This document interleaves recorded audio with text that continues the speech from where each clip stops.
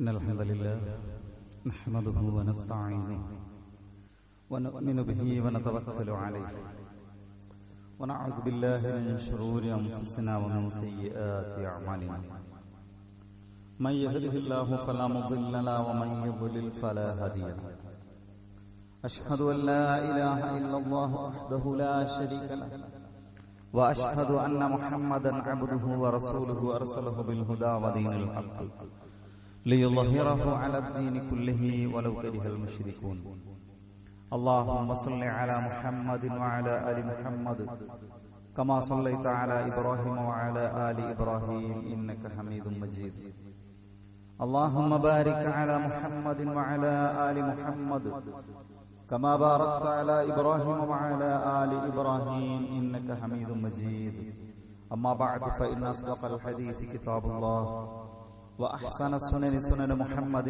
صلى الله عليه وسلم وشر الأمور محدثاتها وكل محدثة بدعة وكل بدعة ضلالة يا أيها الذين آمنوا اتقوا الله حق تقاته ولا تموتن إلا وأنتم مسلمون സ്നേഹം നിറഞ്ഞ വിശ്വാസികളെ വിശ്വാസിനികളെ പ്രിയപ്പെട്ട സഹോദരി സഹോദരന്മാരെ, അള്ളാഹുവെ സൂക്ഷിച്ച് ജീവിക്കണേ എന്ന് ആമുഖമായി എന്നെ മറക്കാതെ തന്നെ നിങ്ങളെ ഓരോരുത്തരെയും ഓർമ്മപ്പെടുത്തുന്നു, വസിയത്ത് ചെയ്യുന്നു. അള്ളാഹു അവന്റെ സജ്ജനങ്ങളിൽ മുത്തഖീങ്ങളിൽ നമ്മെ എല്ലാവരെയും ഉൾപ്പെടുത്തി അനുഗ്രഹിക്കുമാറാകട്ടെ. സൂറത്തുൽ ലുഖ്മാനിന്റെ 33-ാമത്തെ ആയത്തിൽ യാ അയ്യുഹന്നാസ് ഇത്തഖൂ റബ്ബക്കും വഖ്ശൗ യൗമൻ ലാ യജ്സി വലദുൻ അൻ വാലിദിഹി വലാ മൗലൂദുൻ ഹുവ ജാസിൻ അൻ വാലിദിഹി ശൈഅ. വിശ്വാസികളെ, മനുഷ്യരെ, യാ അയ്യുഹന്നാസ്, മാനവ സമൂഹമേ, ഇത്തഖൂ റബ്ബക്കും, നിങ്ങൾ നിങ്ങളുടെ റബ്ബിനെ സൂക്ഷിച്ച് ജീവിക്കുക. വഖ്ശൗ യൗമൻ ലാ യജ്സി വാലിദുൻ അൻ വലദിഹി, ഒരു പിതാവും സ്വന്തം സന്തതിക്കോ ഒരു സന്താനവും സ്വന്തം പിതാവിനോ ഉപകാരപ്പെടാത്ത ദിവസത്തെ നിങ്ങൾ ഭയപ്പെടുക, നിങ്ങൾ സൂക്ഷിക്കുക. ഖുർആനിന്റെ പ്രതിപാദ്യ വിഷയങ്ങൾ എന്തൊക്കെയെന്ന് ചോദിക്കുമ്പോൾ നമ്മൾ ലളിതമായി പറയാറുണ്ട്, ഖുർആനിന്റെ 1/3 ഭാഗവും 2000-ലധികം ആയത്തുകളും പരലോകത്തെ കുറിച്ചാണ് പറയുന്നത്. പരലോകം പറയുമ്പോൾ അതിന്റെ പ്രധാനപ്പെട്ട ഒരു സംഗതി നമ്മുടെ ജീവിതത്തിന്റെ കണക്ക് നോക്കുന്ന വിചാരണയാണ്. ഹിസാബ് ഇന്ന ഇലൈനാ ഇയാബഹും സുമ്മ ഇന്ന അലൈനാ ഹിസാബഹും.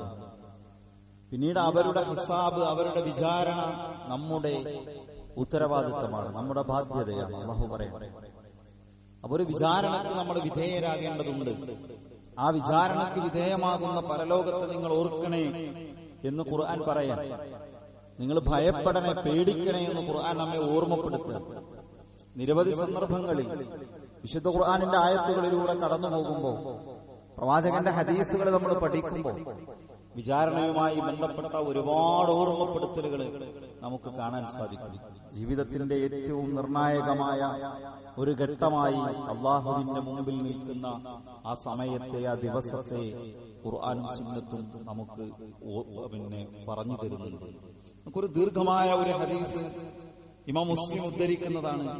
عن جرير بن عبد الله البجلي رضي الله عنه പറയുന്നു, قال ما منكم من أحد إلا وسيكلمه ربه يوم القيامة ليس بينه وبين الله ترجمان يترجم له ولا حجاب يحجبه. നിങ്ങളിൽ ഒരാളുമില്ല, ഈ മനുഷ്യരെ നമ്മളോട് പറയാം, അല്ലാഹുവിന്റെ റസൂൽ പറയാം, നിങ്ങളിൽ ഒരാളുമില്ല അവനോട് അല്ലാഹു സംസാരിച്ചിട്ടല്ലാതെ. നമ്മളോട് അല്ലാഹു സംസാരിക്കാതെ ഒരു മനുഷ്യനെയും അല്ലാഹു വെറുതെ വിടുകയില്ല.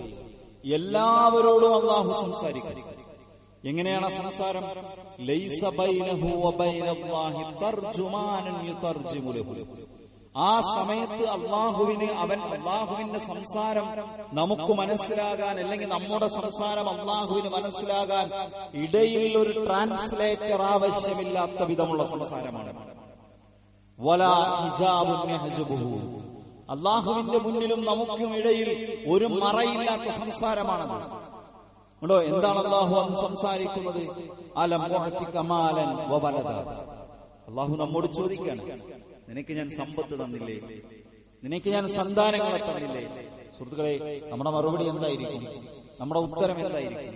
അള്ളാഹ് നമ്മളോട് ചോദിക്കുന്നു, നിനക്ക് സന്താനം തന്നില്ലേ? സമ്പത്ത് തന്നില്ലേ? ഫയഖൂലു ബല. മനുഷ്യൻ പറയും, അതേ റബ്ബേ, ഇതൊക്കെ നീ എനിക്ക് തന്നിട്ടുണ്ട്. അള്ളാഹു വീണ്ടും പറയും, അലം ഉർസിൽ ഇലൈക റസൂലൻ ഫയുബല്ലിഗ്. അള്ളാഹു ഞാൻ നിന്റെ അടുക്കലേക്ക് ഒരു പ്രവാചകനെ അയക്കുകയും അള്ളാഹുവിനെ ആരാധിക്കണമെന്നും ഒരു പരലോകം വരാനുണ്ടെന്നും ആ പ്രവാചകൻ നിങ്ങൾക്ക് പറഞ്ഞു തരികയും ചെയ്തില്ലേ? മനുഷ്യർ പറയും, ബല, അള്ളാഹുവേ, അങ്ങനെ സംഭവിച്ചിട്ടുണ്ട്. അള്ളാഹു വീണ്ടും ചോദിക്കും, അലം അജ്അൽ ലക സമഅൻ വബസറ. നിനക്ക് ഞാൻ കാഴ്ച തന്നില്ലേ? കേൾവി തന്നില്ലേ? ഫയഖൂലു ബല. എന്നാ നമ്മുടെ ഉത്തരം നമുക്ക് തന്നെ അറിയാം, അതേ റബ്ബേ, നീ കാഴ്ച തന്നു, കേൾവി തന്നു. എന്നിട്ടോ ഫയഖൂൽ, പിന്നെ അള്ളാഹു വീണ്ടും പറയും, ഐനമാ ഖദ്ദംത ലിനഫ്സിക. നിനക്ക് പ്രവാചകനെ അയച്ചു തന്ന് പരലോകമുണ്ടെന്ന് ബോധ്യപ്പെടുത്തിയിട്ടുണ്ട്. നിനക്ക് കണ്ണ് തന്നിട്ടുണ്ട്, കേൾവി തന്നിട്ടുണ്ട്, നിനക്ക് സമ്പത്ത് തന്നിട്ടുണ്ട്, സന്താനങ്ങളെ തന്നിട്ടുണ്ട്. അതുകൊണ്ട് ഇന്നേക്ക് വേണ്ടി നീ എന്തു ചെയ്തു? അതൊരു വല്ലാത്ത ചോദ്യമാണ്. അതാണ് ഹിസാബിന്റെ മർമ്മം. ഇന്നേക്ക് വേണ്ടി നീ എന്തു ചെയ്തു? ഫയൻദുറു ഖദ്ദാമഹു വബഅദഹു. മനുഷ്യൻ തന്റെ മുന്നിലേക്ക് നോക്കും, തന്റെ പിന്നിലേക്ക് നോക്കും. വഅൻ യമീനിഹി വഅൻ ശിമാലിഹി. വലതുഭാഗത്തേക്ക് നോക്കും, ഇടതുഭാഗത്തേക്ക് നോക്കും. ഫലാ യജിദു ശൈഅൻ യഖി ബിഹി വജ്ഹു ഹർറ ജഹന്നം ഇല്ലാ മാ ഖദ്ദമ മിൻ അമലിഹി. നരകത്തിന്റെ ചൂടേറിയ നരകാഗ്നിയിൽ നിന്ന് അവനെ രക്ഷപ്പെടുത്താൻ അവന്റെ അമലല്ലാതെ ഒന്നും അവൻക്ക് കാണാൻ സാധിക്കുകയില്ല. അന്നേക്ക് വേണ്ടി ചെയ്തു വെച്ചതെന്തെങ്കിലും അവന്റെ വലതുഭാഗത്ത് ഇടതുഭാഗത്ത് മുന്നിൽ പിന്നിലുണ്ടെങ്കിൽ അതല്ലാതെ ഒരു സഹായിയും നരകത്തിന്റെ ചൂടിൽ നിന്ന് അവനെ രക്ഷപ്പെടുത്താൻ അവന്റെ മുന്നിൽ ഉണ്ടാകുകയില്ല എന്നാണ് പ്രവാചകൻ പറയുന്നത്. ഫയസ്തഖ്ബിലുഹുന്നാർ. നരകം അവനെ സ്വാഗതം ചെയ്തുകൊണ്ടിരിക്കും, അവനെ സ്വീകരിച്ചുകൊണ്ടിരിക്കും. നീ ഇങ്ങോട്ട് പോരെ എന്ന് നരകം അവനെ പറഞ്ഞുകൊണ്ടിരിക്കും, അവനോട് പറഞ്ഞുകൊണ്ടിരിക്കും. ആ വാചകം ഇങ്ങനെ പറയുമ്പോ റാവി പറയാണ്, പ്രവാചകൻ പറയാണ്, ഇത്തഖുന്നാർ, നിങ്ങൾ നരകത്തെ സൂക്ഷിക്കണേ. സുമ്മ അശാഹ ബിവജ്ഹിഹി. പ്രവാചകൻ തന്റെ മുഖം തിരിച്ചു കളഞ്ഞു, മുഖം ചുളിച്ചു കളഞ്ഞു. വീണ്ടും പ്രവാചകൻ പറഞ്ഞു, നിങ്ങൾ നരകത്തെ സൂക്ഷിക്കണേ. പ്രവാചകൻ തന്റെ മുഖം തിരിച്ചുകൊണ്ട് പറഞ്ഞു. അതായത് റാവി പറയണ, ഹദീസ് ഉദ്ധരിക്കുന്ന സ്വഹാബി പറയണ, പ്രവാചകൻ ആ നരകങ്ങനെ മുന്നിൽ കണ്ണിൽ കാണുന്നത് പോലെ അതിൽ നിന്ന് മുഖം തിരിച്ച് 3 തവണ പറഞ്ഞു, ഇത്തഖുന്നാർ, നിങ്ങൾ നരകത്തെ സൂക്ഷിക്കണേ എന്ന് പറഞ്ഞു. എന്നിട്ട് പ്രവാചകൻ വിശദീകരിച്ചു, തസദ്ദഖ റജുലുൻ മിൻ ദീനാരിഹി വമിൻ ദിർഹമിഹി. ഒരാൾ കുറച്ച് ദീനാർ സദഖ ചെയ്തു, ഒരാൾ ഒരു ദിർഹം സദഖ ചെയ്തു. മിൻ സൗബിഹി, ഒരാൾ വസ്ത്രം സദഖ ചെയ്തു. അല്ലെങ്കിൽ മിൻ സ്വാഇബുരിഹി, അവൻ ഒരു പിടി ഗോതമ്പ് കൊടുത്തു. മിൻ സാഇ തംരിഹി, ഒരു പിടി ഈത്തപ്പഴം അവൻ സദഖ ചെയ്തു. എന്നാൽ ആ സദഖ കൊണ്ടെങ്കിലും നിങ്ങൾ നരകത്തെ കാക്കണം. കുറച്ച് ദീനാറ് സദഖ കൊടുത്തിട്ടെങ്കിലും, കുറച്ച് ദിർഹമുകൾ സദഖ കൊടുത്തിട്ടെങ്കിലും, ഒരു പിടി ഗോതമ്പെങ്കിലും, ഒരു പിടി കാരക്കയെങ്കിലും സദഖ ചെയ്ത് നിങ്ങൾ ആ നരകത്തെ സൂക്ഷിക്കണേ. നിങ്ങളുടെ കയ്യിൽ ഒരു കാരക്ക കൊടുക്കാൻ തികച്ചില്ലെങ്കിൽ,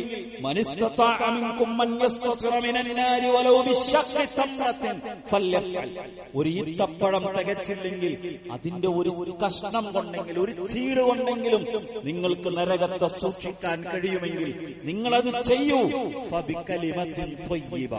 ഇനി ഒരു ഈത്തപ്പഴത്തിന്റെ ഒരു ചീട് പോലും നിങ്ങളുടെ കയ്യിലില്ലെങ്കിൽ ഒരു നല്ല വാക്കുകൊണ്ടെങ്കിലും നിങ്ങൾ നരകത്തെ സൂക്ഷിക്കണേ എന്നാ പ്രവാചകൻ പഠിപ്പിക്കുന്നത്. സുഹൃത്തുക്കളെ, നമ്മളെല്ലാവരും പോയി നിൽക്കേണ്ട ഒരു മഖാമിനെ കുറിച്ച്, ഒരു നൃത്തത്തെക്കുറിച്ച്, ഒരു സ്ഥാനത്തെക്കുറിച്ച് അല്ലാഹുവിന്റെ റസൂല് വളരെ മനോഹരമായി ലളിതമായ ഭാഷയിൽ നമുക്കെല്ലാവർക്കും മനസ്സിലാകുന്ന രൂപത്തിലാണ് പറഞ്ഞിരുന്നത്. വലത് അമലാണ് കാണുന്നത്, ഇടതുഭാഗത്തേക്ക് നോക്കുമ്പോൾ അമലാണ് കാണുന്നത്, വേറെ റിവായത്തിലുള്ളത് മുന്നിലേക്ക് നോക്കുമ്പോൾ നരകമാണ് കാണുന്നത്. നരകം ഇങ്ങനെ സ്വാഗതം ചെയ്തുകൊണ്ടിരിക്കും. അല്ലാഹ് ചോദിക്കുന്ന ചോദ്യം എന്താ? സമ്പത്ത് തന്നു, സന്താനം തന്നു, കാഴ്ച തന്നു, കേൾവി തന്നു, എന്തു ചെയ്തു? അതാണ് അല്ലാഹുവിന്റെ ചോദ്യം. സുഹൃത്തുക്കളെ, ഇതാണ് ഹിസാബ്. ആ ചോദ്യത്തെ നേരിടാൻ നമ്മൾ സന്നദ്ധരാകണം, നമ്മൾ തയ്യാറാകണം. അല്ലേ? നേർക്കുനേരെയുള്ള വിചാരണയാണ്. ഒരു ട്രാൻസ്ലേറ്റർ ഇല്ലാത്ത വിചാരണയാണ്. അല്ലാഹുവിനും അടിവെക്കുമിടയിൽ ഒരു മറയില്ലാത്ത വിചാരണയാണ്. നോക്കൂ, അതിനെ നമ്മൾ നേരിടാൻ തയ്യാറാകണം. എല്ലാ അനുഗ്രഹങ്ങളെക്കുറിച്ചും പരലോകത്ത് ചോദിക്കും. അല്ലെ, ഇവിടെ കാഴ്ച പറഞ്ഞു, കേൾവി പറഞ്ഞു, അത് മാത്രമാണോ? അള്ളാഹു നൽകിയ അനുഗ്രഹങ്ങൾ എത്രയുണ്ട്? എല്ലാം ചോദിക്കും, എല്ലാം ചോദ്യം ചെയ്യപ്പെടും. ഒരിക്കൽ പ്രവാചകൻ സല്ലല്ലാഹു അലൈഹി വസല്ലമയോട് സഹാബത്ത് ചോദിക്കുന്നുണ്ട്. ഖാല നാസ്, ഒരു കൂട്ടം സഹാബിമാര് ചോദിക്കുന്നു, യാ റസൂലല്ലാഹ് ഹൽ നറാ റബ്ബനാ യൗമൽ ഖിയാമ, പരലോകത്ത് അള്ളാനെ നമുക്ക് കാണാൻ പറ്റുമോ? സ്വർഗത്തിൽ വിശ്വാസികൾ അള്ളാനെ കണ്ടുമുട്ടുമെന്ന പ്രവാചകന്റെ ഹദീസിൽ സംശയം തീർക്കാണ് സഹാബത്ത്. അള്ളാഹുവിനെ പരലോകത്ത് നമുക്ക് കാണാൻ കഴിയുമോ? അള്ളാഹു തിരിച്ചു ചോദിക്കുന്നുണ്ട്, ഹൽ തുളാറൂന ഫീ റുഅയത്തി ശംസി ഫീ യൗമിൻ സ്വാനിഫിൻ വസ്സമാഉ മുസ്ഹിയത്തുൻ ഗൈറു മുതഗയ്യിമത്തിൻ ലൈസ ഫീഹാ സഹാബ, മേഘങ്ങളില്ലാത്ത ഒരു നട്ടുച്ച നേരത്ത് മുകളിലേക്ക് നോക്കിയാൽ മേഘങ്ങളില്ലാത്ത ആകാശത്ത്, മൂടിക്കെട്ടിയിട്ടില്ലാത്ത വാനലോകത്ത് സൂര്യനെ നിങ്ങളുടെ കണ്ണുകൊണ്ട് കാണാൻ നിങ്ങൾക്ക് കഴിയുമോ? വീണ്ടും പ്രവാചകൻ ചോദിച്ചു, ഹൽ തുളാറൂന ഫീ റുഅയത്തിൽ ഖമരി ലൈലത്തൽ ബദരി വസ്സമാഉ മുസ്ഹിയത്തുൻ ഗൈറു മുതഗയ്യിമത്തിൻ ലൈസ ഫീഹാ സഹാബ. മേഘങ്ങളില്ലാത്ത, മൂടിക്കെട്ടിയിട്ടില്ലാത്ത ഒരു 14-ാം രാവിലെ ആകാശത്തേക്ക് നോക്കിയാൽ പൂർണ്ണനിലാചന്ദ്രനെ കാണാൻ നിങ്ങൾക്ക് കഴിയുമോ? അതുപോലെ അല്ലാഹുവിനെ കണ്ടുമുട്ടാൻ നിങ്ങൾക്ക് സാധിക്കും. എന്നിട്ട് പ്രവാചകൻ വിചാരണയെ കുറിച്ച് പറയാൻ, പ്രവാചകൻ സല്ലല്ലാഹു അലൈഹി വസല്ലം അല്ലാഹു മനുഷ്യനോട് സംസാരിക്കുന്നതാണ്. ഖുൽ അലം അഖ്ലുഖുക, എന്താ അല്ലാഹു ആദ്യം ചോദിക്കുന്നത്? ഞാൻ നിന്നെ പടച്ചില്ലേ? ഞാനല്ലേ നിന്നെ സൃഷ്ടിച്ചത്? ഈ ലോകത്ത് ഒരു ജന്മം അല്ലാഹു നമുക്ക് നൽകി. ഈ മനോഹരമായ ഭൂമിയിൽ ഒരു ജീവിതം അല്ലാഹു നമുക്ക് നൽകി. അതിന് തന്നെ എത്ര നന്ദി ചെയ്താലാണ് മതിയാവുക സുഹൃത്തുക്കളെ? എത്ര നന്ദി ചെയ്താലാണ് അതിന് പകരമാവുക? 500 കൊല്ലം ദ്വീപിൽ ജീവിച്ച ഒരു മനുഷ്യന്റെ കഥ അല്ലാഹുവിന്റെ റസൂൽ നമുക്ക് പറഞ്ഞു. 500 കൊല്ലമാണ് ഒരു ദ്വീപിൽ ജീവിച്ചത്. അയാൾ ഒറ്റപ്പെട്ടു, ഒരു മനുഷ്യനാണ്. എന്താണ് അയാൾ അവിടെ ചെയ്യുന്നത്? അല്ലാഹുവിനെ ആരാധിക്കുക, ആരാധന നിരതന, എപ്പോഴും ആരാധന മാത്രം. 500 കൊല്ലം ആരാധന. എന്നിട്ടോ അയാൾക്ക് ഭക്ഷണം കഴിക്കണ്ടേ? എന്നും ഒരു മരത്തിൽ ഒരു പഴമുണ്ടാകും, അതുകൊണ്ട് അയാൾക്ക് വിശപ്പടക്കാൻ പറ്റും. ഒരു വിരലിന്റെ വലുപ്പത്തിൽ ഒരു നീരുറവയുണ്ടാകും, അതുകൊണ്ട് അയാൾക്ക് ദാഹം അകറ്റാം. ഭക്ഷണം ഉണ്ടാക്കണ്ട, പിന്നെ ഭക്ഷണം കണ്ടെത്തേണ്ട, ഒന്നും വേണ്ട, എല്ലാം എല്ലാ ദിവസവും. 500 കൊല്ലം അല്ലാഹുവിനെ ആരാധിച്ച് പ്രവാചകൻ പരലോകത്ത് അല്ലാഹുവിനെ കണ്ടുമുട്ടുമ്പോ അല്ലാഹു പറയുന്നതാണ്, ഉദ്ഖുലുൽ ജന്നത ബിറഹ്മതി, എന്റെ കാരുണ്യം കൊണ്ട് നീ സ്വർഗത്തിലേക്ക് പോ. ആ മനുഷ്യൻ അല്ലാഹുവിനോട് ചോദിക്കും, അല്ലാഹുവേ 500 കൊല്ലം നിന്നെ ആരാധിച്ചിട്ട് നിന്റെ കാരുണ്യം കൊണ്ടാണോ എന്നെ സ്വർഗത്തിൽ പ്രവേശിപ്പിക്കുന്നത്? എന്റെ അമലിനുള്ള പ്രതിഫലമായി എനിക്ക് സ്വർഗം തന്നൂടെ? അല്ലാഹു പറയും, 500 കൊല്ലത്തെ നിന്റെ ആരാധന ഞാൻ നിനക്ക് കണ്ണു തന്നതിനുള്ള നന്ദി പോലും അയക്കില്ല. കണ്ണ് എന്ന ഒരനുഗ്രഹം നിനക്ക് തന്നില്ലേ? നിങ്ങൾ ഫോൺ വാങ്ങും, അതിന്റെ ക്യാമറയുടെ പവർ നോക്കുക ആൾക്കാർ. എത്ര മെഗാ പിക്സൽ ഉണ്ട്, എത്ര മെഗാ പിക്സൽ ക്യാമറയുണ്ട് അല്ലേ? ഫോൺ വാങ്ങുമ്പോൾ ആൾക്കാർ നോക്കുന്ന ഒരു സാധനമാണ്. സുഹൃത്തുക്കളെ, നമ്മുടെ കണ്ണെന്ന ക്യാമറ എത്ര മെഗാ പിക്സലാണ്? അതിന് സമാനമാകുന്ന എന്ത് സംവിധാനമാണ്? 5 ലക്ഷം 10 ലക്ഷം കൊടുത്തു വാങ്ങിയ ഒരു ക്യാമറയുടെ ആയുസ് എത്രയാണ്? അതിൽ ഒരു ഫംഗസ് വന്നാൽ നഷ്ടപ്പെട്ടു പോയി. അത് നമ്മള് ജനിച്ചു വീണ നാൾ മുതൽ 7 വർണ്ണങ്ങൾ, അത് കൂടിച്ചേർന്ന 1000 മുഖവർണ്ണങ്ങൾ കണ്ടാസ്വദിക്കുന്ന ഈ ഭൂമിയെ, ഇവിടുത്തെ വിവിധ കാര്യങ്ങളെ, ഇതിനു സമാനമായ ഒരു സംവിധാനം ഉണ്ടാക്കാൻ പറ്റിയ അല്ലാഹു പറഞ്ഞ 500 കൊല്ലം നീ ആരാധിച്ചാൽ ഞാൻ നിനക്ക് കണ്ണു തന്നതിനുള്ള നന്ദി പോലും ആവുകയില്ല, അതുകൊണ്ട് നരകത്തിലേക്ക് പോയിക്കോ. അല്ലാഹു പറയാ, ആ മനുഷ്യൻ പറയും, പഠിച്ചോനെങ്കിൽ നിന്റെ കാരുണ്യം കൊണ്ട് എനിക്ക് സ്വർഗം താ. അല്ലാഹു പറയുന്ന, എന്റെ കാരുണ്യം കൊണ്ട് നീ സ്വർഗത്തിലേക്ക് പോയിക്കോ. അമൽ എന്നുള്ളത് സ്വർഗത്തിന് പകരമല്ല. നമ്മുടെ അമല് കൊടുത്ത് സ്വർഗം വാങ്ങാൻ നമുക്ക് കഴിയില്ല. സ്വർഗം എങ്ങനെ കിട്ടുക? ബിഫദ്ലിൻ മിനല്ലാഹി വറഹ്മ.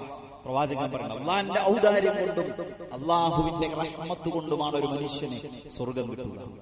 ഒരാളെയും അയാളുടെ അമലുകൾ സ്വർഗത്തിൽ പ്രവേശിപ്പിക്കുകയില്ല. അപ്പൊ സ്വഹാബത്ത് ചോദിക്കുക, വല അൻത യാ റസൂലല്ലാഹ്, അള്ളാഹിന്റെ റസൂലേ, അങ്ങേക്കും ആ അമല് കൊണ്ട് സ്വർഗത്തിൽ പോകാൻ പറ്റൂലേ? നബി പറയാണ്, ഇല്ല അയ്യതഅമ്മദനി അല്ലാഹു ബിറഹ്മത്തിൻ മിൻഹു വഫളൽ, അള്ളാഹിന്റെ കാരുണ്യവും അള്ളാഹുവിന്റെ ഔദാര്യം ലഭിച്ചാലല്ലാതെ, എന്നെ ചുറ്റിപ്പൊതിഞ്ഞാലല്ലാതെ എനിക്കും സ്വർഗത്തിലേക്ക് പോകാൻ സാധ്യമല്ല. അല്ലേ? നമ്മുടെ നാട്ടിലെ ആൾക്കാർ സ്വർഗം ഓഫർ കൊടുക്കുക, സ്വർഗ ഓഫർ കൊടുക്കുക. അല്ലേ? നിങ്ങൾ കേട്ടില്ലേ?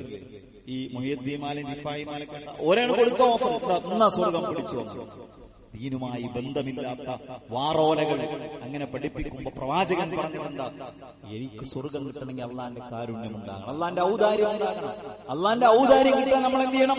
അമലുകൾ വർദ്ധിപ്പിക്കണം, അള്ളാഹുവിനോട് നന്ദി ചെയ്തുകൊണ്ടേയിരിക്കണം. ഞാൻ പറയുന്നത് അള്ളാഹ് ചോദിക്കും നമ്മളോട്, പരലോകത്ത് നിന്നെ ഞാൻ പടച്ചില്ലേ, നിനക്ക് ഞാനൊരു സൃഷ്ടിപ്പ് നൽകിയില്ലേ?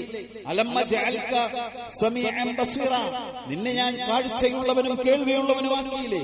അലം മുസഫ്ഫിജിക്, നിനക്ക് ഞാനൊരു ഇണയെ തന്നില്ലേ? അലം മുക്രിമക്, നിന്നെ ഞാൻ ആദരിച്ചില്ലേ? ലോകത്തെ എല്ലാ സൃഷ്ടിചരാചരങ്ങളെക്കാളും വലഖദ് കറംനാ ബനി ആദം, ആദം എന്ന സന്തതി എന്ന നിലയ്ക്ക് അല്ലാഹു നമുക്ക് ആദരവ് നൽകിയില്ലേ? അലം മുസഖ്ഖിർ ലകൽ ഖൈല വൽ ഇബിൽ, അന്നത്തെ ഭാഷയിൽ ഒട്ടകങ്ങളെ കീഴ്പ്പെടുത്തി തന്നില്ലേ? കുതിരകളെ കീഴ്പ്പെടുത്തി തന്നില്ലേ? ഇന്നത്തെ ഭാഷയിൽ കിലോ മണിക്കൂറിൽ 700, 800, 1000 കിലോമീറ്റർ വേഗതയിൽ സഞ്ചരിക്കുന്ന വാഹനത്തിൽ നമ്മൾ നിത്യേന നമ്മൾ പലപ്പോഴും ജീവിതത്തിൽ യാത്ര ചെയ്യുകയാണ്. എന്തെല്ലാം തരത്തിലുള്ള വാഹനങ്ങൾ, എന്തെല്ലാം സൗകര്യങ്ങൾ അല്ലാഹു സുബ്ഹാനഹു വ തആല നമുക്ക് നൽകി. സുഹൃത്തുക്കളെ, എന്നിട്ടോ വീണ്ടും അല്ലാഹു ചോദിക്കും, അലം മുസവ്വിദ് വഅദർക തർഅസ് വതർബ, നിന്നെ ഞാൻ നേതാവാക്കിയില്ലേ? നീ വളരെ സുഭിക്ഷമായി നിന്റെ ഭൂമി ലോകത്ത് ജീവിച്ചില്ലേ? എത്ര ചോദ്യമാണ് അള്ളാഹുവോട് ചോദിക്കാൻ വിചാരിച്ച ചോദ്യം എവിടെ അവസാനിക്കും? എന്തെല്ലാം തന്നു നമുക്ക് റബ്ബ് എവിടെ? എടോ, എന്നാൽ അള്ളാഹ് തിരിച്ച് അവസാനം പറയുന്ന വാചകം എന്താണെന്നറിയോ? ബല യാ റബ്ബ്, ബല ഐ റബ്ബ്, പടച്ചോനെ ഒക്കെ നീ എനിക്ക് നീ തന്നു. എന്നിട്ട് അള്ളാഹു ചോദിക്കുകയാണ്, ഫളനന്ത അന്നക മുലാഖിയ, ഈ സമയത്ത്, ഈ വിചാരണയുടെ നേരത്ത് എന്നെ കണ്ടുമുട്ടുമെന്ന് നീ വിചാരിച്ചിരുന്നോ? ഈ വിചാരണയെ മുൻനിർത്തി ഒരു ജീവിതം നീ നയിച്ചിരുന്നോ എന്നാണ് അള്ളാഹു ചോദിക്കുക. അപ്പൊ അവൻ പറയുന്നതാണ്, ലാ യാ റബ്ബ്, അള്ളാഹുവേ, പരലോകം ഞാൻ മറന്നുപോയി, ഹിസാബിനെ ഞാൻ മറന്നുപോയി, വിചാരണ ഞാൻ മറന്നുപോയി. നാട്ടുകാർ ജീവിക്കണ പോലെ ഞാനും ജീവിച്ചു, നാടോടുന്നതിന്റെ കൂടെ ഞാനും ഓടി. അല്ലേ? എല്ലാ വൃത്തികേടുകളും ചെയ്തു, കാണാൻ പാടില്ലാത്തത് കണ്ടു, കേൾക്കാൻ പാടില്ലാത്തത് കേട്ടു, ഹറാമായ സമ്പാദ്യങ്ങൾ കടന്നു വന്നു, ജീവിതത്തിലേക്ക് നിഷിദ്ധങ്ങളുടെ കുത്തൊഴുക്കായിരുന്നു. നീ പഠിപ്പിച്ച മര്യാദകളെ ഞാൻ ലംഘിച്ചു, നിയമങ്ങളെ ഞാൻ മറന്നുപോയി. നിങ്ങൾ നോക്കൂ, അള്ളാന്റെ മുമ്പിൽ പറയുന്നു. അപ്പൊ അള്ളാഹ് തിരിച്ചു പറയാം, അൽയൗമ അൻസാക കമാ നസീതനി, അതെ, ഈ പരലോകമുണ്ടെന്നും ഇവിടെ നീ എന്നെ കണ്ടുമുട്ടുമെന്നും എങ്ങനെ നീ മറന്നോ, അതുപോലെ ഇതാ ഇവിടെ ഞാൻ നിന്നെയും മറക്കുന്നു. അതുകൊണ്ട് നിന്റെ സ്ഥാനം നരകമാണെന്ന് പറഞ്ഞ് അവനെ നരകത്തിലേക്ക് വലിച്ചിടുന്ന ഈ ചോദ്യം രണ്ടാളോട് ചോദിക്കും. മൂന്നാമത്തെ ആളോട് ചോദിക്കുമ്പോൾ ഒരു മുനാഫിക്കായിരിക്കും വരികയാണ്. മുനാഫിക്ക് പറയുന്ന എന്താ പറയുന്നറിയോ? നിനക്ക് വിവാഹം ചെയ്തു തന്നില്ലേ, നിനക്ക് വാഹനങ്ങൾ നൽകിയില്ലേ, നിന്നെ സൃഷ്ടിച്ചില്ലേ, എല്ലാ അനുഗ്രഹങ്ങളും ഇങ്ങനെ അള്ളാഹ് ചോദിക്കുമ്പോ അയാൾ പറയും, ഒക്കെ ഉണ്ട് റബ്ബേ, എന്നിട്ട് എന്നെ നീ മറന്നു ജീവിച്ചോ? അപ്പൊ ആ മനുഷ്യൻ അള്ളാഹുവിന്റെ മുന്നിൽ ഒരു കളവ് പറയാൻ ശ്രമിക്കുന്നതാണ്. എന്താ പറയാ? അയാൾ പറയും, ഫയഖൂലു ആമൻതു ബിക, അല്ലാഹുവേ, നിന്നിൽ ഞാൻ വിശ്വസിച്ചിട്ടുണ്ട്. പിന്നെ വബി കിതാബിക വബി റസൂലിക, നിന്റെ കിതാബിൽ ഞാൻ വിശ്വസിച്ചു, നിന്റെ പ്രവാചകനിൽ ഞാൻ വിശ്വസിച്ചു. വസദ്ദഖതു, ഞാൻ സദഖ ചെയ്തു. വസല്ലൈതു, ഞാൻ നമസ്കരിച്ചു. വസുംതു, ഞാൻ നോമ്പെടുത്തു. ഇതൊന്നും ഇയാൾ ചെയ്തിട്ടില്ല. പച്ചക്കള്ളം. അല്ലാഹുവിന്റെ മുന്നിൽ തനിക്ക് മുമ്പ് ശിക്ഷിക്കപ്പെട്ട ആളുകളുടെ വേദനയും യാതനയും നരകത്തിലേക്ക് എറിയപ്പെടുന്നത് അങ്ങനെ കാണുമ്പോ ആ മനുഷ്യൻ അല്ലാഹുവിനോട് ഇങ്ങനെ പറയാം. അപ്പോ അള്ളാഹു എന്താ ചെയ്യാന്നറിയോ? അള്ളാഹു എന്താ ചെയ്യാ? ഫയുഹ്തമു അലാ ഫീഹി, അവന്റെ വായിക്ക് അള്ളാഹു സീല് വെക്കും. മിണ്ടരുതെന്ന് പറയും. സംസാരം അവിടെ അവസാനിക്കും. വയുഖാലു ലിഫഖദിഹി ഇൻതഖി, ഹദീസിന്റെ വല്ലാത്തൊരു പ്രയോഗം. അവന്റെ കാലിന്റെ തുടയോട് അള്ളാഹു പറയുന്നു, ഇൻതഖി, നീ സംസാരിക്കും. അല്ലേ? അൽയൗമ നഖ്തിമു അലാ അഫ്വാഹിഹിം വതുകല്ലിമുനാ ഐദീഹിം വതശ്ഹദു അർജുലുഹും. സൂറത്ത് യാസീൻ പറഞ്ഞില്ലേ, അവന്റെ വായ്ക്ക് നാം സീല് വെക്കും, അവന്റെ കൈകൾ സംസാരിക്കും, അവന്റെ കാലുകൾ സാക്ഷി നിൽക്കും. ഇവന്റെ കാലിന്റെ തുടയോട് അല്ലാഹു പറയും, അവന്റെ തുട അല്ലാഹുവിനോട് സംസാരിക്കും. ആ തുടയുടെ എല്ലും പേശികളും അല്ലാഹുവിനോട് സംസാരിക്കും. ബിമാ കാന യഅമൽ, അവൻ എന്തൊക്കെയാണ് ദുനിയാവിൽ ചെയ്തതെന്ന്. ആരെയാണ് നമുക്ക് മറച്ചു വെക്കാൻ പറ്റുക? ആരെയാണ് നമുക്ക് മറച്ചു വെക്കാൻ പറ്റുന്നത്? നമ്മുടെ അവയവങ്ങളാണ് പരലോകത്ത് സാക്ഷികളായി വരുന്നത്. ഇൻഷാ അല്ലാഹ് നമുക്ക് വേറൊരു വിഷയമായി പരലോകത്തെ സാക്ഷികളെ കുറിച്ച് പഠിക്കാം. നോക്കൂ, ഞാൻ പറയുന്നത് അല്ലാഹുവിന്റെ വിചാരണയെ കുറിച്ചാണ്.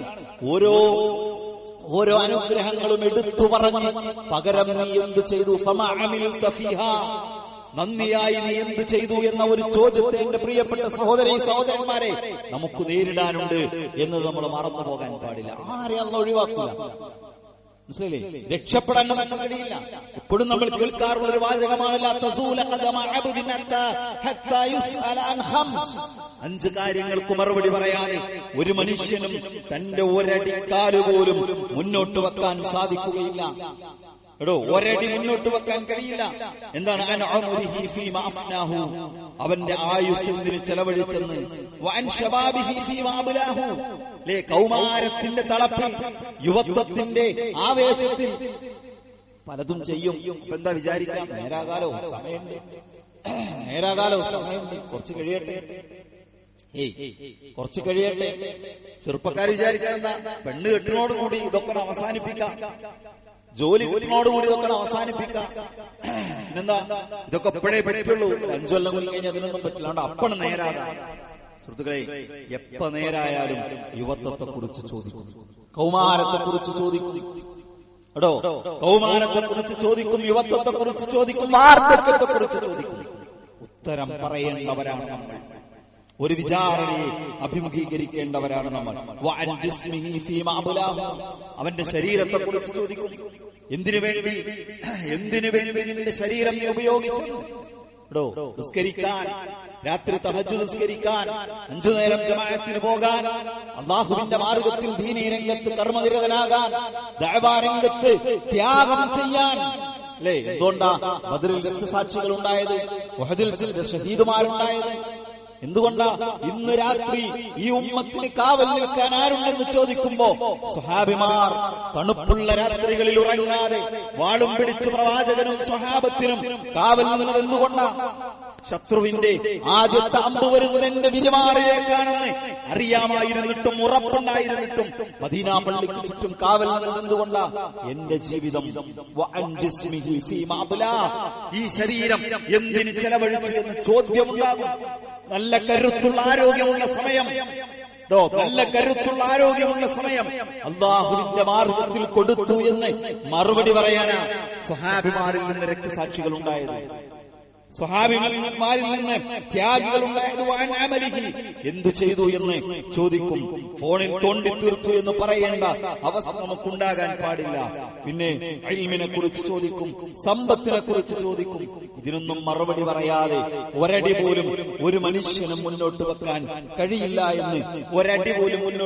കഴിയില്ല എന്ന്, പ്രവാചകൻ സല്ലല്ലാഹു അലൈഹി വസല്ലമ നമ്മളെ പഠിപ്പിക്കുകയാണ്. നമ്മുടെ ഉത്തരവാദിത്തങ്ങൾ സുഹൃത്തുക്കളെ നാളെ പരലോകത്ത് ചോദ്യത്തിന് വിധേയമാകും, ഹിസാബിന് വിധേയമാകും. നമ്മുടെ ഉത്തരവാദിത്തങ്ങൾ പ്രവാചകന്റെ ഹദീസ് കാണാൻ സാധിക്കും. കുല്ലുക്കും റാഇൻ വമസ്ഊലുൻ അൻ റഇയതിഹി, വളരെ പ്രസിദ്ധമായ ഹദീസാണ്.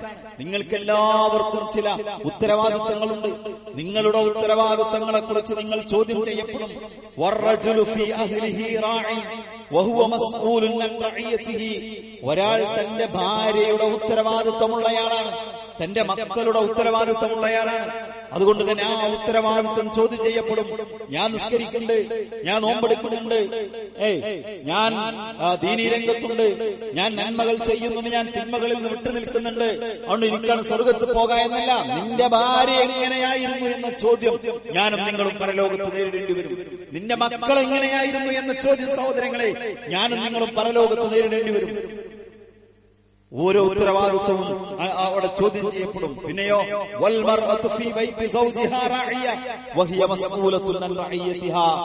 വീട്ടിന്റെ ഉടമസ്ഥ, വീട്ടിന്റെ പരിപാലനം, വീട് നോക്കുക എന്നത് ഭാര്യയുടെ ഉത്തരവാദിത്തമാണെന്ന് നാളെ പരലോകത്ത് അവൾ ചോദ്യം ചെയ്യപ്പെടും. എനിക്ക് മറ്റു പല തിരക്കുകളൊക്കെ ഉണ്ടായിരുന്നു, അതുകൊണ്ട് ഭർത്താവിനോടുള്ള കടമകൾ നിർവഹിക്കാൻ കഴിഞ്ഞില്ല എന്ന മറുപടി അല്ലാഹു സ്വീകരിക്കുമോ? ഉത്തരവാദിത്തമാണത്. അള്ളാഹുവിന്റെ ചോദ്യത്തിന് അത് വിധേയമാകും. ആ കാര്യം, ആ ഉത്തരവാദിത്വം വിധേയമാകുമെന്ന് പ്രവാചകൻ സല്ലല്ലാഹു അലൈഹി വസല്ലം പഠിപ്പിക്കുന്നുണ്ട്. ഓരോ ഉത്തരവാദിത്വം, മക്കൾക്ക് മാതാപിതാക്കളോട് ബാധ്യതകളുണ്ട്, ഭാര്യയ്ക്ക് ഭർത്താവിനോടുണ്ട്, ഭർത്താവിന് ഭാര്യയോടുണ്ട്, സമുദായത്തിന്റെ സമൂഹത്തിന്റെ ഉത്തരവാദിത്തങ്ങൾ നമ്മൾ ഏറ്റെടുത്തിട്ടുണ്ടെങ്കിൽ അവിടെ അതൊരു ചോദ്യത്തിന് വിധേയമാക്കപ്പെടും. നമ്മൾ ഉത്തരം പറയേണ്ടി വരും, നമ്മൾ മറുപടി പറയേണ്ടി വരും. അതാണ് അള്ളാന്റെ ഹിസാബ് എന്ന് പറയുന്നത്, അതാണ് അള്ളാഹുവിന്റെ വിചാരണ എന്ന് പറയുന്നത്. നമ്മൾ മറുപടി പറയേണ്ടി വരും. വേറെ ആർക്കും ആരെയും സഹായിക്കാൻ കഴിയില്ല, ഒരാൾക്കും ഒരാളുടെയും ഉത്തരവാദിത്തം ഏറ്റെടുക്കാൻ കഴിയില്ല. എല്ലാ കൊലകൊമ്പന്മാരും വരും അല്ലേ? എന്താ ആയുധബലത്തിന്റെ പേരിൽ പാവപ്പെട്ട ജനങ്ങളെ ആക്രമിക്കുന്ന വലിയ വലിയ സാമ്രാജ്യങ്ങളുണ്ട്. ഒരു യുദ്ധത്തിന്റെ ഭീഷണിയിലാണ് ഒരു പ്രദേശം. നോക്കൂ, നമ്മുടെയൊക്കെ ഉപജീവനമായിട്ടുള്ള GCC, മധ്യപൗരസ്ത്യ, മിഡിൽ ഈസ്റ്റ് ദേശങ്ങൾ വലിയൊരു ഭീഷണി നേരിട്ടുകൊണ്ടിരിക്കാം. ചില ആളുകളുടെ ധിക്കാരമാണ്. എല്ലാവരും നാളെ പരലോകത്ത് വരും, അള്ളാന്റെ കോടതിയിൽ വരും. ഓരോ മനുഷ്യരും അവൻ ചെയ്ത കർമ്മത്തിന് മറുപടി പറയേണ്ടി വരും. ആരും സഹായിക്കാൻ വരില്ല അല്ലെ? ചില ആൾക്കാർ വിചാരിക്കുന്നത് എന്താ, മൗലൂദോദിയാ മതി, ഓനെ റസൂലാണ് സംരക്ഷിച്ചുകൊണ്ടുപോകും. ഏതൊരു ജാറത്തിന്റെ പിന്നാലെ കൂടിയാൽ മതി, ഓനെ ആ ആളാണ് രക്ഷപ്പെടുത്തിക്കൊണ്ടുപോകും. ഏതെങ്കിലും വലിയ ആളാണ്, മുരീദാണെന്ന് പറഞ്ഞാൽ മതി, അതുകൊണ്ട് ശൈഖ് രക്ഷപ്പെടുത്തിക്കൊള്ളുന്നതാണ്. വിശുദ്ധ ഖുർആൻ എന്താ പഠിപ്പിച്ചത്? അല്ലാ തസ്റു വാസിറത്തുൻ വിസ്റ ഉഖ്റാ വഅല്ലൈസ ലിൽ ഇൻസാനി ഇല്ലാ മാ സഅ വഅന്ന സഅയഹു സൗഫ യുറാ ثم يجزاه الجزاء الأوفى جزاء الأوفى അല്ലാ തസ്റു വാസിറത്തുൻ വിസ്റ ഉഖ്റാ. ഒരാൾക്കും മറ്റൊരാളുടെ പാപഭാരം ഏറ്റെടുക്കാൻ കഴിയില്ല. എന്റെ മകന്റെ പാപഭാരം ഏറ്റെടുക്കാൻ എനിക്ക് കഴിയില്ല. എന്റെ പാപഭാരം ഏറ്റെടുക്കാൻ എന്റെ മക്കൾക്കോ എന്റെ ഇണക്കോ എന്റെ മാതാപിതാക്കൾക്കോ കഴിയില്ല. എത്ര അടുത്ത സുഹൃത്താണെങ്കിലും, എത്ര വലിയ ആത്മബന്ധമുണ്ടെങ്കിലും, ഒരു മനുഷ്യൻ അവൻ അധ്വാനിച്ചുണ്ടാക്കിയതെന്താണോ അതാണ് അവന് ലഭിക്കുക. അവൻ സമ്പാദിച്ചതെന്താണോ, ഒരാൾ ചെയ്ത നമസ്കാരം, അയാൾ നോറ്റ നോമ്പുകൾ, അയാൾ കൊടുത്തു വിട്ടിയ സദഖകൾ, അയാൾ ചൊല്ലിയ ദിക്റുകൾ, അയാൾ ഓതിത്തീർത്ത ഖുർആൻ ആയത്തുകൾ, അതാണ് പരലോകത്ത് രക്ഷയ്ക്കുണ്ടാവുക. ഒരു മനുഷ്യനും മറ്റൊരാളെ രക്ഷപ്പെടുത്താൻ കഴിയില്ല. അൽയൗമ തുജ്സാ കുല്ലു നഫ്സിൻ ബിമാ കസബത് ലാ ദുൽമൽ യൗമ ഇന്നല്ലാഹ സരീഉൽ ഹിസാബ്. അല്ലാഹു വേഗത്തിൽ വിചാരണ തീർക്കുന്നവനാണ്. എന്നിട്ടോ അൽയൗമ തുജ്സാ കുല്ലു നഫ്സിൻ ബിമാ കസബത്, ഓരോ ശരീരവും ആ ശരീരം എന്താണോ അധ്വാനിച്ചുണ്ടാക്കിയത് ആ അധ്വാനിച്ചുണ്ടാക്കിയതിനുള്ള പ്രതിഫലമാണ് നൽകുക. നന്മ ചെയ്തിട്ടുണ്ടോ സ്വർഗത്തിലേക്ക് പോകാം, തിന്മയാണോ കയ്യിലുള്ളത് നരകം അവനെ കാത്തിരിക്കുന്നുണ്ട്. ഞാൻ ചെയ്ത അമൽ സ്വകാര്യതകളിൽ ആരുമറിയാതെ, ഭാര്യയ്ക്ക് പോലും അറിയാതെ, ഭർത്താവ് പോലും അറിയാതെ, ജീവിതത്തിന്റെ ഒരു കടുകുമണിയോളം പോകുന്ന സമയം പോലും എന്റെ പ്രിയപ്പെട്ടവളോട് പ്രിയപ്പെട്ടവനോട് പങ്കുവെക്കാൻ ബാക്കിയില്ലാത്ത അവസ്ഥയിൽ ചിലത് മറച്ചുവെച്ചു. സുഹൃത്തുക്കളെ, അവിടെ പുറത്തു വരും, അവിടെ പുറത്തു വരും. ഖബറുകളിലുള്ളത് ഇളക്കി മറിച്ച് പുറത്തു കൊണ്ടുവന്നാൽ എന്നിട്ടോ മനസ്സുകളിലുള്ളത് വെളിവാക്കപ്പെട്ടാൽ, മക്കളറിഞ്ഞാൽ മാനം കെട്ടുപോകുന്നതുണ്ടല്ലോ അവിടെ വരും. മാതാപിതാക്കൾ അറിഞ്ഞാൽ അപമാനിതനായി പോകുന്ന കാര്യങ്ങളുണ്ടല്ലോ അല്ലാഹുവിന്റെ കോടതിയിൽ അല്ലാഹു കൊണ്ടുവരും.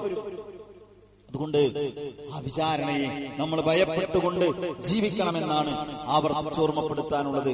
അല്ലാഹു സുബ്ഹാനഹു വ തആല വിചാരണ വേഗത്തിൽ പൂർത്തിയാക്കി അവന്റെ സ്വർഗം നേടുന്നവരിൽ, ലളിതമായ എളുപ്പമുള്ള വിചാരണ പൂർത്തിയാക്കി അവന്റെ സ്വർഗം നേടുന്നവരിൽ നമ്മെ എല്ലാവരെയും ഉൾപ്പെടുത്തി അനുഗ്രഹിക്കുമാറാകട്ടെ.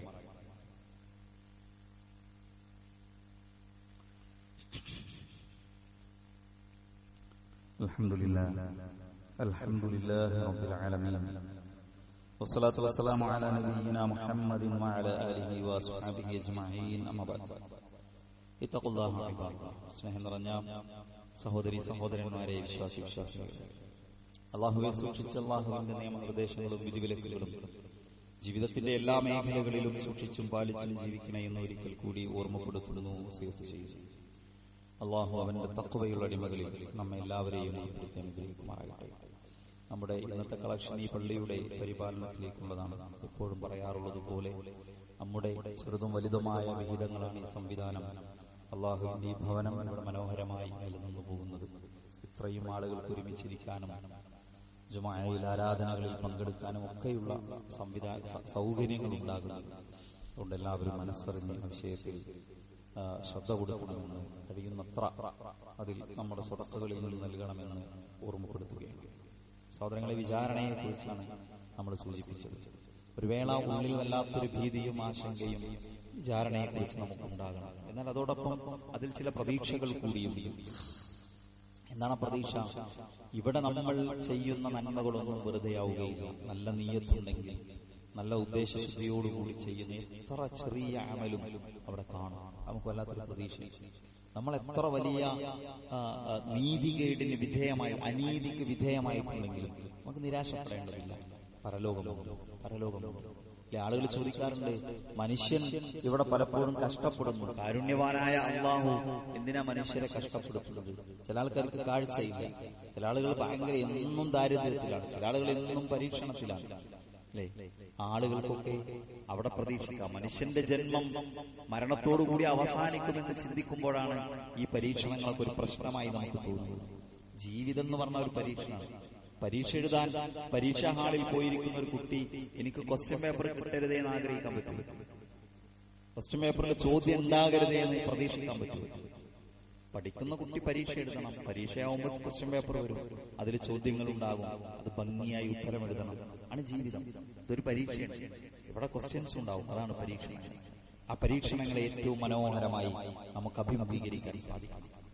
അതുകൊണ്ട് ഇവിടെ നമ്മൾ കുറച്ച് അടിയിൽ പെട്ടുപോയിട്ടുണ്ടെങ്കിൽ, ഇവിടെ നമ്മൾ കുറച്ച് പ്രതിസന്ധി നേരിടുന്നുണ്ടെങ്കിൽ, ഇവിടെ നമുക്ക് ബുദ്ധിമുട്ടുകൾ ഉണ്ടെങ്കിൽ, ഇവിടെ നമ്മളൊരു പരീക്ഷണത്തിലൂടെയാണ് കടന്നു പോകുന്നതെങ്കിൽ, സുഹൃത്തുക്കളെ, വിചാരണ നമുക്കൊരു പ്രതീക്ഷയാണ്. നമ്മൾ ക്ഷമിച്ച ഒരു വിശ്വാസി അതിനെ കൈകാര്യം ചെയ്യേണ്ട രൂപത്തിൽ കൈകാര്യം ചെയ്താൽ അവിടെ നമ്മളെ കാത്തിരിക്കുന്നത് എളുപ്പമുള്ള സ്വർഗത്തിലേക്ക് എത്തിക്കുന്ന ഒരു വിചാരണയായിരിക്കും. ഇവിടെ നമ്മൾ രഹസ്യമായി ചെയ്ത നന്മകൾ, ഇവിടെ ആരുമറിയാതെ നമുക്ക് നേരിടേണ്ടി വന്ന വേദനകൾ, അതൊക്കെ അവിടെ നമുക്ക് നന്മകളായി മാറും. അവിടെ നമുക്ക് വലിയ നേട്ടങ്ങളായി മാറും. അല്ലെ? രാത്രി ഉറക്കമൊഴിച്ച് ആരുമറിയാതെ അള്ളാഹുവിനോട് നടത്തിയ മുനാജാത്തുണ്ടല്ലോ, നമസ്കാരം, നമുക്കവിടെ കിട്ടും. ഇപ്പം പകലുകളിൽ, തിങ്കളാഴ്ചയുടെ വ്യാഴാഴ്ചയുടെ പകലുകളിൽ കൂടെ ജോലി ചെയ്യുന്ന ആൾക്ക് പോലും അറിയാതെ എടുത്തു വീട്ടിയ സുന്നത്ത് നോമ്പുകളുണ്ടല്ലോ. ആരുമറിയാതെ യാത്രയിൽ, ജോലിക്കിടയിൽ നമ്മുടെ നാവുകൾ ഉരുവിട്ട അദ്കാറുകളുണ്ടല്ലോ. നമുക്കറിയാവുന്ന സൂറത്തുകൾ നമ്മൾ വെറുതിരിക്കും ഇങ്ങനെ ഊതിത്തിരിത്തില്ലേ, അതൊക്കെ നമുക്ക് അവിടെ കാണാൻ പറ്റും. അതുകൊണ്ട് നന്മ ചെയ്യുന്ന, സ്വകാര്യമായി നന്മ ചെയ്യുന്ന ഓരോ മനുഷ്യർക്കും വലിയ പ്രതീക്ഷയാണ് നാളത്തെ പരലോകവും അവിടുത്തെ വിചാരണയും എന്ന് പറയുന്നത്. സുഹൃത്തുക്കളെ, ആ പരലോകത്തെ മുന്നിൽ കണ്ട്, വിചാരണയെ മുന്നിൽ കണ്ടുകൊണ്ട് ജീവിക്കണം. അവനാണ് യഥാർത്ഥ ബുദ്ധിമാൻ എന്ന് പ്രവാചകൻ സല്ലല്ലാഹു അലൈഹി വസല്ലം നമ്മെ പഠിപ്പിക്കുന്നുണ്ട്. അൽ കയ്യിസു മൻ ദാന നഫ്സഹു വഅമില ലിമാ ബഅദൽ മൗത്ത് വൽ ആജിസു മൻ ഇത്തബഅ നഫ്സഹു ഹവാഹാ വതമന്ന അലല്ലാഹിൽ അമാനി. ബുദ്ധിമാൻ ആരാണ്? മൻ ദാന നഫ്സഹു, അവൻ തന്റെ ശരീരത്തെ, തന്റെ മനസ്സിനെ, തന്റെ ജീവിതത്തെ അള്ളാഹുവിന് വഴിപ്പെട്ടതാക്കുന്നവനാണ്. വഅമില ലിമാ ബഅദൽ മൗത്ത്, നാളേക്കു വേണ്ടി അധ്വാനിക്കുന്നവനാണ്. ഒരു വിചാരണ നേരിടാനുണ്ട്, ഞാൻ അള്ളാന്റെ മുൻപിൽ നിൽക്കേണ്ടവനാണ് എന്ന ചിന്ത മുന്നിൽ വെച്ചുകൊണ്ട് ജീവിതത്തെ മുന്നോട്ട് കൊണ്ടുപോകുന്നവനാണ് യഥാർത്ഥ ബുദ്ധിമാൻ. ഇവിടെ ഇങ്ങനെ കൗശലം കൊണ്ടും കുതന്ത്രം കൊണ്ടും ഒക്കെ രക്ഷപ്പെട്ടു പോകുന്ന ആളുകളെ സംബന്ധിച്ചിടത്തോളം, അല്ലെ, ഭൗതികതയുടെ ആസ്വാദനങ്ങൾ പരമാവധി ആസ്വദിക്കാൻ പല പല വഴികൾ പ്രയോഗിച്ച് ജീവിക്കുന്ന ആളുകളെ സംബന്ധിച്ചിടത്തോളം അവർക്ക് എന്താണ്? നഷ്ടമാണ് പരലോകം. അവർക്ക് വിചാരണ ഭയങ്കര ഭയമാണ്. അവർക്ക് ഇവിടെ എന്തൊക്കെ കുതന്ത്രങ്ങൾ ചെയ്തിട്ടൊക്കെ പരലോകത്ത് ആരുമറിയാതെ ഒരു പാവപ്പെട്ടവന്റെ, ഇടത് കൈ പോലും അറിയാതെ പാവപ്പെട്ടവന്റെ കൈവെള്ളയിൽ വെച്ചു കൊടുത്തൊരു നാണയത്തിട്ടുണ്ടെങ്കിൽ അത് നമുക്ക് പരലോകത്ത് നാളെ ഗുണമായി. അതുകൊണ്ട് നാളേക്കു വേണ്ടി, വിചാരണയിൽ വിജയിക്കാൻ വേണ്ടി നമ്മുടെ ജീവിതത്തെ ക്രമപ്പെടുത്തുക. പ്രവാചകൻ സല്ലല്ലാഹു അലൈഹി വസല്ലം എപ്പോഴും പ്രാർത്ഥിക്കാറുണ്ടായിരുന്നു, അല്ലാഹുവേ, എന്താണ്, എനിക്ക് നീ എളുപ്പമുള്ള വിചാരണ നൽകണമേ എന്ന് പ്രവാചകൻ പ്രാർത്ഥിക്കാറുണ്ടായിരുന്നു എന്ന് ഹദീസുകളിൽ കാണാൻ സാധിക്കും. അതുകൊണ്ട് നമ്മൾ ആ ലളിതമായ വിചാരണയ്ക്ക് വേണ്ടി അള്ളാഹുവിനോട് പ്രാർത്ഥിച്ചുകൊണ്ടിരിക്കുക. അള്ളാഹു അനുഗ്രഹിക്കുമാറാകട്ടെ. നമ്മിൽ നിന്ന് വന്നുപോയ എല്ലാ തെറ്റുകുറ്റങ്ങളും അള്ളാഹു നമുക്ക് പുറത്ത് മാപ്പ് നൽകുമാറാകട്ടെ. പരലോക വിജയം നേടുന്ന മഹാഭാഗ്യവാന്മാരിൽ അള്ളാഹു നാം എല്ലാവരെയും ഉൾപ്പെടുത്തി അനുഗ്രഹിക്കുമാറാകട്ടെ. നമ്മിൽ നിന്ന് വേർപിരിഞ്ഞു പോയ നമ്മുടെ സ്നേഹനിധികളായ മാതാപിതാക്കൾ, ആദർശ ബന്ധുക്കൾ, കുടുംബ ബന്ധുക്കൾ, അള്ളാഹു എല്ലാവർക്കും മഗ്ഫിറത്തും റഹ്മത്തും നൽകി അനുഗ്രഹിക്കുമാറാകട്ടെ. പ്രാർത്ഥന കൊണ്ട് വസിയത്ത് ചെയ്ത ധാരാളം ആളുകളുണ്ട്. പ്രയാസങ്ങളിലൂടെ, പ്രതിസന്ധികളിലൂടെ, പരീക്ഷണങ്ങളിലൂടെ കടന്നു പോകുന്നവർ അള്ളാഹു എല്ലാവരുടെ പ്രയാസങ്ങൾ നീക്കി കൊടുക്കുകയും രോഗങ്ങൾക്ക് ശമനം നൽകുകയും ചെയ്യുമാറാകട്ടെ. اللهم اغفر للمؤمنين والمؤمنات والمسلمين والمسلمات الأحياء منهم والأموات إنك مجيب دعوات يا قاضي الحاجات. اللهم أجرنا من النار، اللهم أجرنا من النار، اللهم أجرنا من النار وأدخلنا الجنة يا رب العالمين. اللهم أعز الإسلام والمسلمين وأذل الشرك والمشركين. ربنا تقبل منا إنك أنت السميع العليم وتب علينا إنك أنت التواب الرحيم. اللهم صل على محمد وعلى آله وأصحابه وسلم والحمد لله رب العالمين.